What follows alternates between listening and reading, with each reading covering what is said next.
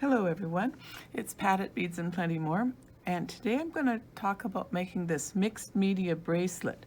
I've got a finished one here, and I've used a chain piece, which is it's a little bit heavier chain. It's stainless steel, and it gives a bit of texture.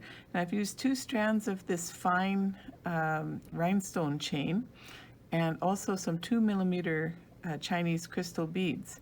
Now this fine rhinestone chain comes in spools like this by the meter. This is the green that I'm going to use today. Comes in a lot of nice colors. There's green and a really nice purple and orange and pink and a blue. So there's more than that too, but I had a little sampling of what's available. So and I also will use some tiger wire to string the 2mm beads. I've used a 7-strand 0.012, a fairly fine wire, tiger wire, because you don't need to be too heavy with a 2mm bead. Now the one little piece that we use that's kind of unusual are these little ends that hook the rhinestone chain. They look like this when you come out of the jar. They come in both gold and silver. They have a little hook that goes over the chain. See if I can show that closer. And then they've got a ring, but now for my purpose I don't need the ring. But what I've done is I've taken the little loop that's on this side and turned it so that it'll sit the right way when I put the wire through. Because at the end in these bead caps, I'm going to use my 24 gauge wire piece and go through and then attach to the toggle that I'm using as our clasp. So that's, oh yes, and the little end caps that I use are these ones that have a little bit of a flat center on them. They look a little better than a plain round one. And of course the toggle clasp, which is this one I'm going to use. Okay, so I have started to thread my little 2mm beads onto the tiger wire. You make a little loop at the end with a crimp bead so that you cinch off the one end. And of course these beads have to be threaded over top of that extra double wire that comes down there. I'll just tuck those down. Whoops, missed it there. Okay, and I didn't finish this because I wanted to show you when you have a strand, this is on the fishing wire that it comes on, rather than taking them all off and threading them, it is a bit easier to take your tiger wire and thread back onto the wire that's already there. So you get about an inch of beads and pull it away. So you get quite a bit more that way than picking up one by one. So we get a little bit more here. I'm not going to finish this other end until I completely finish the one end, because that way we can do some sizing to make sure that the length of the bracelet is right. So I'll do a few more.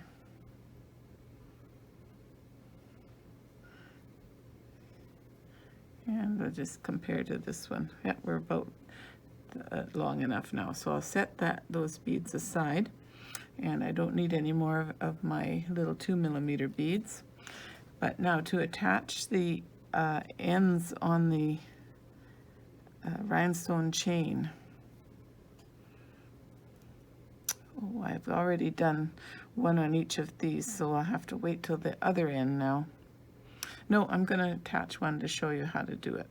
We'll go ahead and so you take these links. Oh, there's a broken one on the end of this one, so I'll take that one off because we don't want to try and put a broken one into the cap. Okay, so I've got a solid little rhinestone piece here, and this little end piece with the circle on it. I'll leave the circle on for now, and I would set that very last one into that little cup holder there.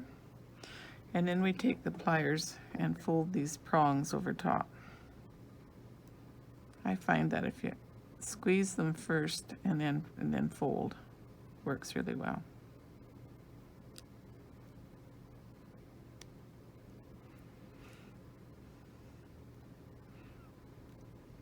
Wouldn't hurt to put glue into these as well, just for extra security.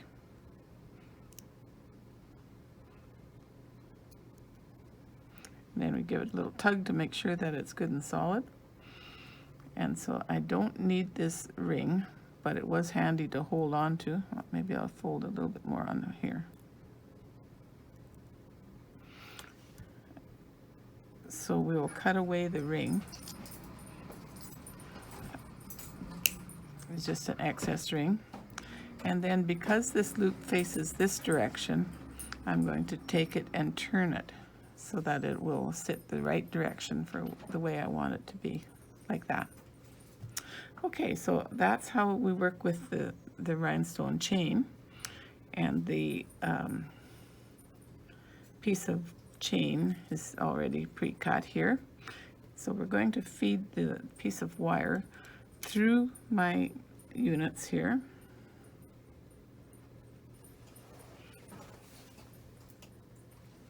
I'm gonna just grab a clamp so that I don't have my little 2mm beads come off the other end while I'm working at the end that's finished. So push those down nice and tight so that I keep my piece at the other end fed in. Okay, so I've got 4 pieces that are ready to be threaded onto my wire. So I'll just take the chain is the easy one, of course, just slips through like so. And the beads go through like that. And then these little clamps that I put on and turned, they're gonna sit so that I've got my rhinestone sitting upright. And I have one put on the green here. So that's what we need to do to set up our 4 units that I used for the mixed media.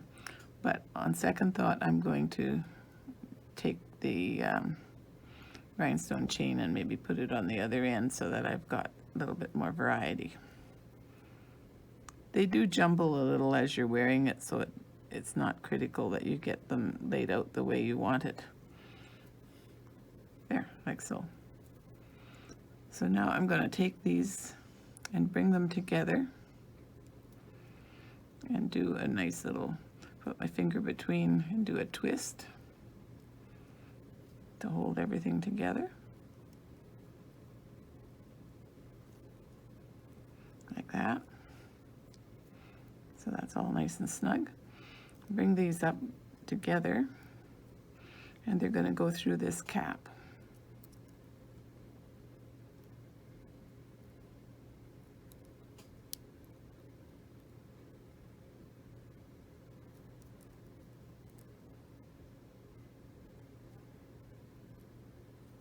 There we are. So bring the cap down. It just tidies everything up. Isn't that nice the way that works? So once again, now that I've got these through the cap, I'm going to again do some more twisting. I usually put my finger between and give it a couple of little rounds like that to make sure that it's cinched down nice and solid. Bring these together again. And another hint too, that when you're working with a toggle, always put the rounded end on first because it provides length where the bar side doesn't. So when it helps a lot with the sizing if you have the rounded end on first. So I'm going to bring that down and leave just a little neck there. And then I take these wires, bring them down, get them to sit one after the other, and then I'm going to do a wrap here to make sure this is nice and solid.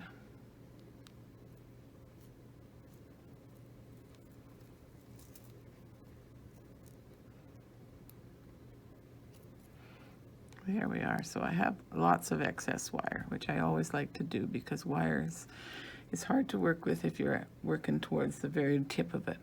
So I'm going to clip these off. And then I'm going to take that chain nose pliers and drop those pieces down. There we are.